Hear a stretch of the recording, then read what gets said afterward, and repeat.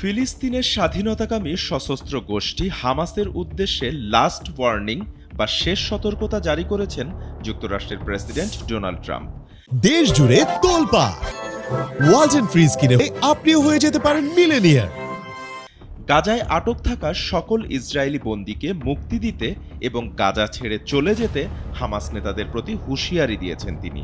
Social মিডিয়ায় দেওয়া এক পোস্টে ট্রাম্প হুঁশিয়ারি উচ্চারণ করে বলেছেন, বন্দীদের মুক্তি না দিলে চড়া মূল্য দিতে হবে। একই পোস্টে তিনি লিখেছেন, এটি আপনাদের জন্য শেষ সতর্কতা। হামাসের নেতৃত্বের এখনই গাজা ত্যাগ করা উচিত। আপনাদের জন্য এখনও সুযোগ রয়েছে।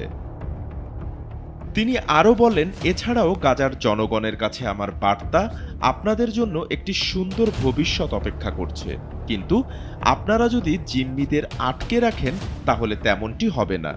যদি আপনারা তেমন কিছু করেন তাহলে আপনি মৃত। স্মার্ট সিদ্ধান্ত নিন। মার্কিন রিপাবলিকান এই প্রেসিডেন্টের পক্ষ থেকে এই হুমকিটি এমন এক সময় এলো যখন হোয়াইট হাউস 1997 সালের পর প্রথমবারের মতো মার্কিন ইসরায়েলি বন্দীদের মুক্তি এবং গাজা যুদ্ধের অবসানের জন্য হামাসের সাথে সরাসরি আলোচনার বিষয়টি নিশ্চিত করেছে। বাপ্পি খান, এসএ টিভি ডিজিটাল।